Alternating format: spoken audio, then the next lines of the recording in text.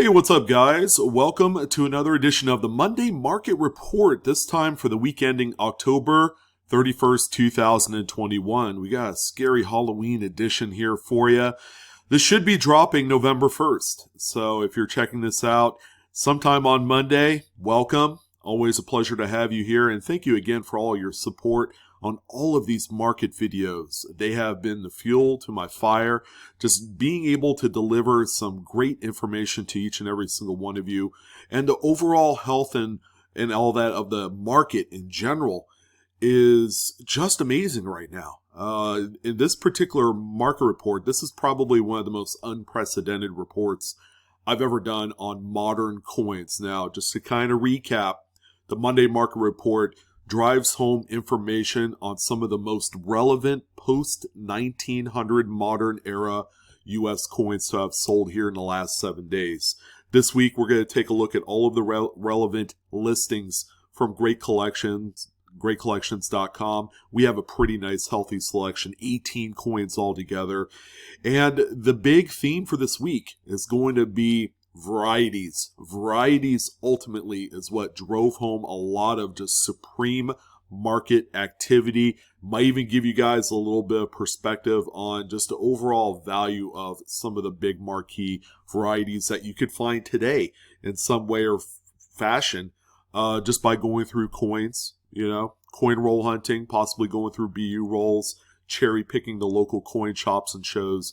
This is how you're going to do it. And then go ahead and send it off to the graders, get your nice grade, and then sell it. And then, depending on the variety, you don't necessarily have to have that big, huge mid-state grade coin for it to be very valuable. You're going to see on this list, there are a few coins that, again, have transcended just the overall market based off of their grade. Okay, these are circulated coins as well.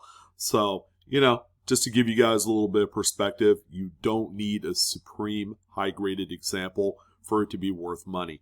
All right, so I figure we're going to go ahead and jump into this. Again, don't forget to like, share the video, subscribe to my channel if you haven't done so already, but I also expect you to hit that dislike button if you don't like anything about this video at all. So without further ado, let's go ahead and get right into it with the first listing, and it's going to be our featured coin of the week. You could make the case that there was probably 4 or 5 featured coins this week. We're going to talk about them all, but this one right here definitely garners a lot of interest. It's a 2014 Philadelphia minted Lincoln Shield Cent. It's a relatively new coin, ladies and gentlemen, but it's been one of the biggest varieties to ever come out of this short series. This one is a doubled die obverse. It's the FS101 in the Cherry Picker's Guide. I know the pictures don't really paint the whole entire picture of what you're going to look for in this coin, but if you needed more information, you could certainly check out some of those attribution sites like doubleddie.com, coppercoins.com, among a few others. They're going to be able to give you close-up images of a lot of the coins that you're going to see on today's video. So go ahead and check that out. But back to this coin right here, PCGS graded mid-state 66 full red. It's not what I consider to be like a top-end, top echelon type of grade. This is what commonly you would expect to find out of a BU roll. All right, some of the things that have plagued these coins here in the recent past, a lot of these white kind of dried up milk spots right here are all as a result of the modern rinses that the U.S. Mint is using to clean the planchets before the strike. So that's what we're seeing here. That, again, that's a common thing that's been plaguing this particular series going back probably 20 plus years.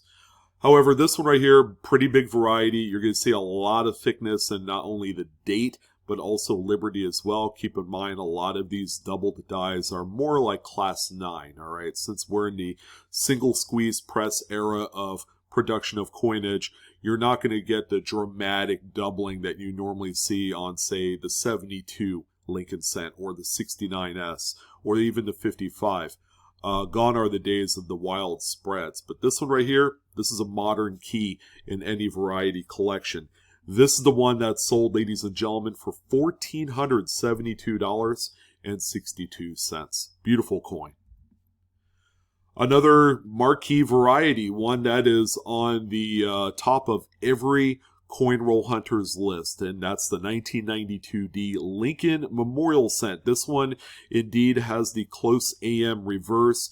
You're going to see the A and M touching really close right there. As a matter of fact, this one is touching.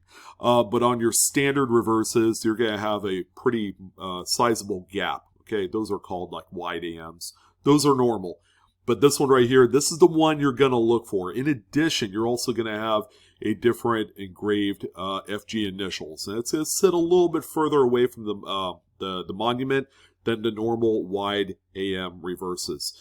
This one right here is the more common out of the two that you could find. The Philadelphia minted close AMs are the rarest. As a matter of fact, that particular coin right there is extremely scarce. Only a few are known.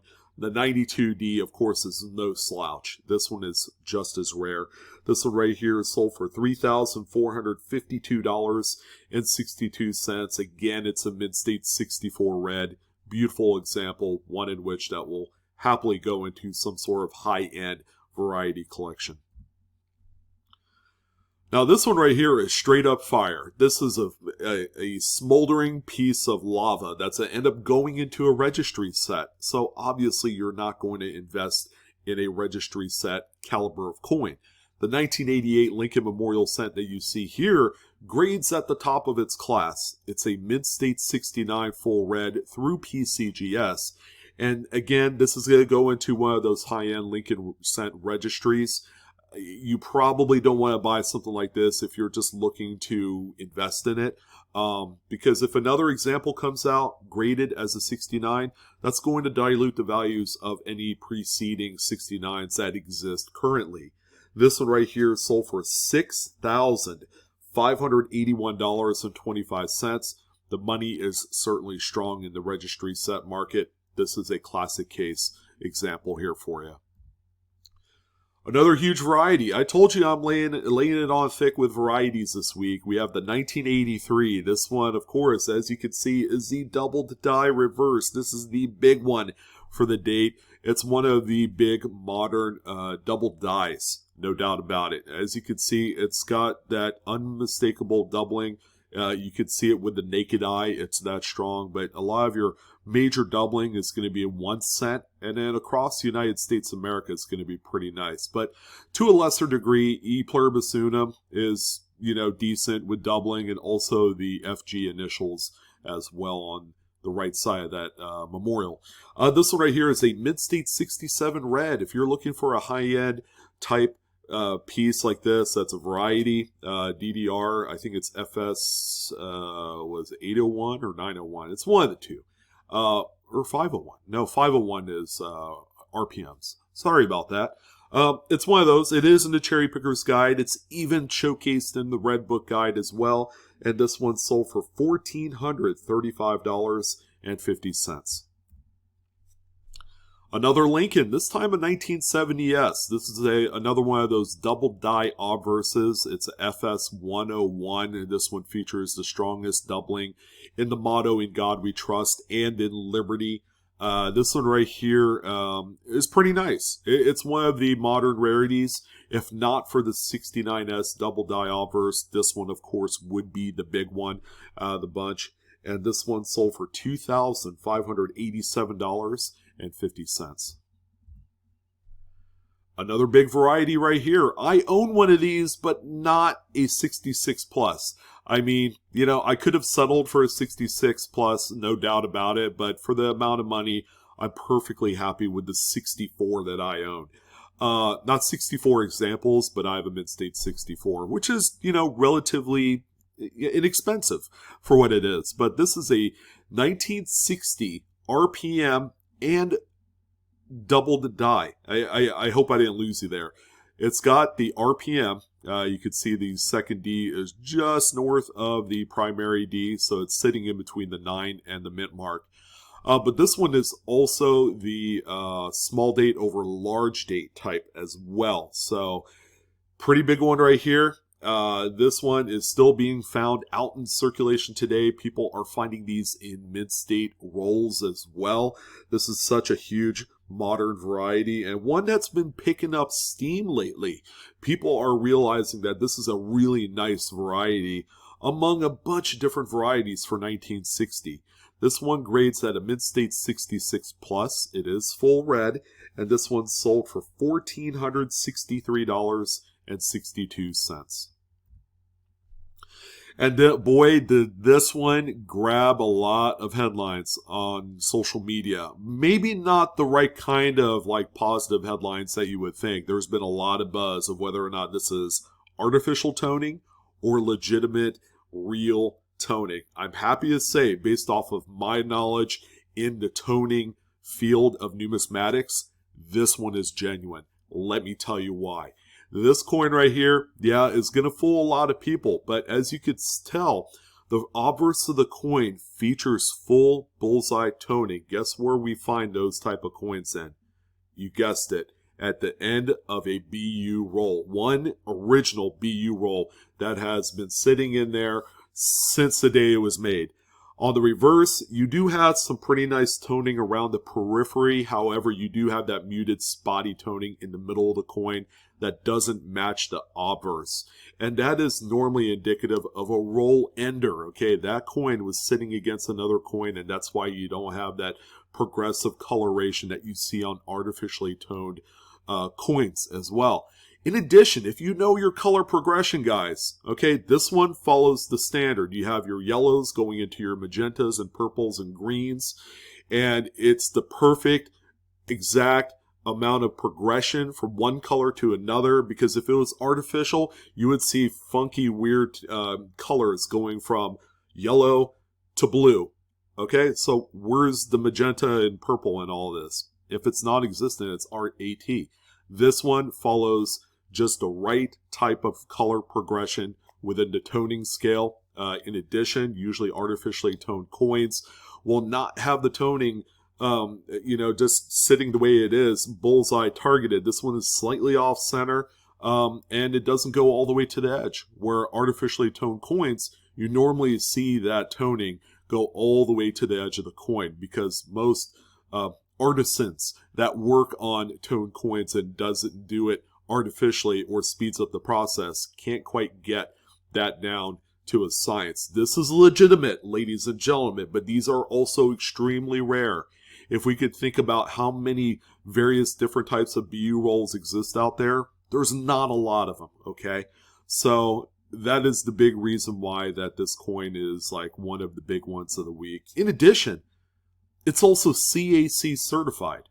CAC is extremely strict when it comes to toned coins. They know AT when they see it.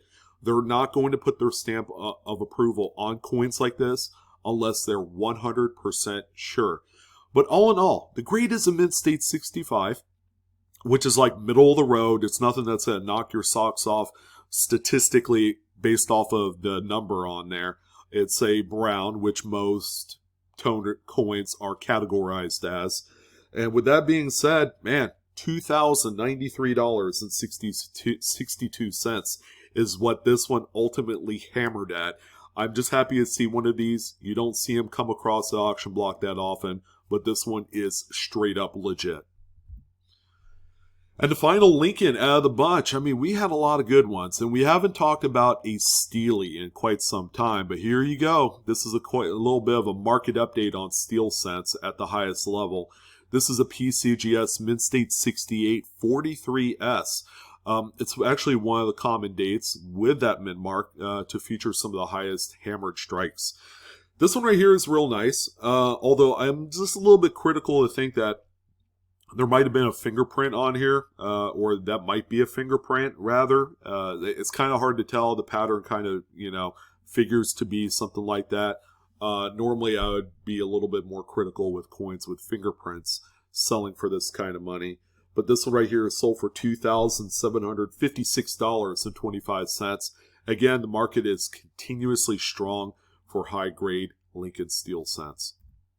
We do have a few nickels on tap. How about a 1951 Jefferson nickel? This one is a proof-struck coin. It's a very low mintage example type. Only a handful of these exist in some sort of cameo designation. It does have decent frosting, albeit it's probably more on the weaker side of Ultra Cameo, but you can hardly argue against those black mirrored, kind of like a still lake type of fields going on here. I mean, that's ultimately what got me on this one. It is black and deep, man. It is awesome. It's a Proof 68. It does have Ultra Cameo and GC graded as well. And this one sold for $2,643.75. Here's a nice evenly toned 43/2. All right, this is a pretty cool variety, and people do come across these on occasion. It's only found on the 43Ps. So as you can see, it's got that little curl action right there coming off the bottom curl of the 3 for the 2. So that's on there. You want to make sure that is on there. There are examples with a similar die chip. So you want to make sure, that you do have what you have. Just a really good looking example. It's a Mint State 67 5 full stepper. It's a very strong struck example. This one has been sitting away in probably like a small envelope for a while, because you do have an even yellowish olive green toning throughout, which is quite common on these and that type of storage environment. This one right here sold for $3,912.75.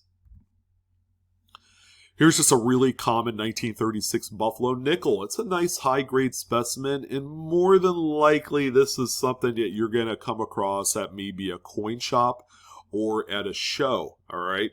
High-grade Buffalo nickels of the common date era, so your 35s, your 36, 37s, they may have a mint mark on there. These are usually obtainable for about 40 to 50 bucks a coin raw. So if you're able to cherry pick a dealer of the premier example with very little contact marks or any kind of distinguishing blemishes on there, you might have a really good candidate for grading.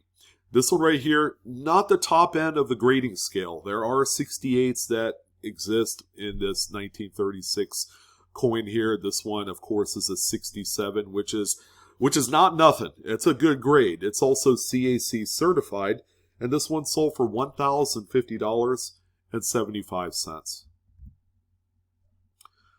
Another big variety. Man, I love these. When I come across them, of course, they're not going to be mint state. I usually go through a lot of low-end Buffalo nickels, and that's where you can find these. But there's nothing like cherry picking a mint state 1935 doubled die reverse Buffalo nickel.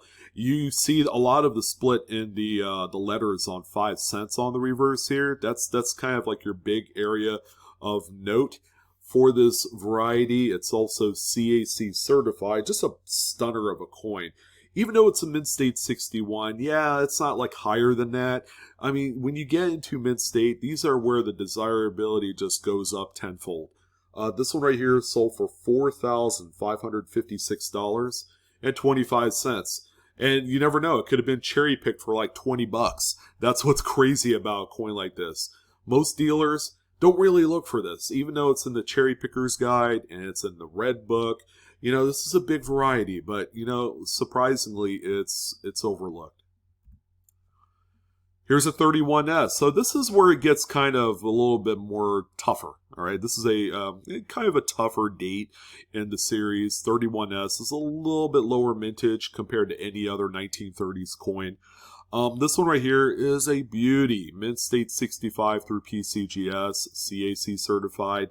It would slot in great into a registry set, but also at the same time, this would make a great type coin for your collection. And with that being said, this one realized $2,560.50.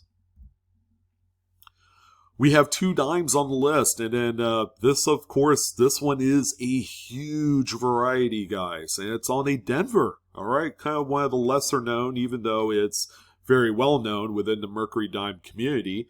This is the 42/1 variety type. Again, it's a Denver struck coin. The big one, of course, you guys know is the Philadelphia. However, this one is a PCGS Mid-State 64 full split bands. It's a stunner of a coin and extremely, extremely desired in the marketplace today. This one right here is sold for $12,375. And of course, the 25D is just your consummate tougher date to find in mid-state grades because it is that Great Depression coin we talk about on this video in pretty strong detail. Coins were very seldom kept in high mid-state grades during the 20s and 30s. People were using their coins. They were circulating to a great degree. People were buying their food and groceries. And it's not surprising that the same coin would change hands a few dozen times throughout the day.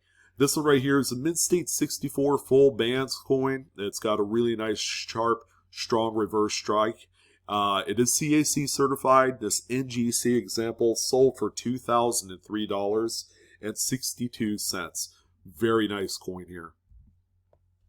And we're going to end it up with a couple of really huge marquee varieties in the Washington Quarter Series. And again, this is where the whole grade doesn't matter type conversation is going to come into play. And this one right here, 43S, this is a beautiful coin. It's a Mid-State 65. Even coins that grade into AU territory is still extremely valuable of this variety. This is the doubled die obverse. Your strongest doubling is going to be in the motto. You could see that with the naked eye right there, but also in the date as well. This example right here sold for $1,350. But wait, there's more. This is not the biggest coin of the bunch. But how about a 43p doubled die obverse? This thing looked like it was cherry picked out of scrap silver. I mean, it really does. This is a common date outside of the variety type, but take a look at this coin. Strong doubling in not only the motto, where it's the most wicked, but also look at Liberty. Just a huge amount of doubling. This is the big variety of the 40s in Washington Quarters. Check out the grade, AU50. Again, this is a coin that's circulated for a while. Can you imagine holding this in your hand back 70 years ago, not thinking that it was going to be worth a ton of money? You know, and it's changed hands quite a bit. So for it being an about circulated type of coin, this one did sell for $2,151.82. And we have one more coin on the list. How about a Franklin half dollar 62D? Doesn't seem like a very rare date because it's not, okay? Many millions of this particular date was produced. However, like any early 60s coin, okay, we got to worry about mid-quality controls. The overall strike and the strength of it was kind of lost during the early 60s across many denominations of coins. However, this one right here is probably one of the most better looking, well-struck coins I have seen in quite some time. And it does have a little bit of toning as well. It's an NGC graded Mid-State 66 plus, full bell lines. So you have the full lines that go all the way across. I mean, it's a beautiful coin. Again, probably struck with some relatively fresh dies. And this one, ladies and gentlemen, for all you Franklin lovers, sold for $4,612.50. Can you imagine in a perfect world where you go into a coin shop, identify something like this, and only cherry pick it for like 15, 20 bucks?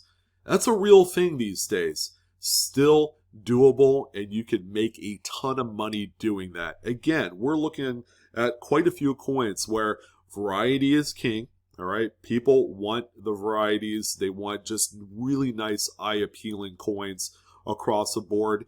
And again, grade really doesn't matter on a few of them. There are some really big varieties where if you're able to find one in like XF condition, you never know. You could be sitting on quite a gold mine there. But anyways, that's going to go ahead and do it for our Monday Market Report. I want to wish each and every single one of you a fantastic rest of your day. Yeah, don't forget, we have the live coin Q&A live stream tonight, 5:30 Pacific Standard Time, 8:30 Eastern. Come and join us. It's on the live coin Q&A YouTube channel. We will be live. I will be in attendance. We have a ton of great coins found by our viewers that we are going to discuss tonight. So I personally invite each and every single one of you to come join us. Aside from that, I'm your host, Sean, with Blue Ridge Silverhound. Again, like, share, subscribe, hit that bell for instant notifications, hit the dislike button if you don't like anything about today's video, but that's going to go ahead and do it, my coinaholics. We are always discovering together. You guys take care, have a wonderful day, and I will see you on the next coin video. So long.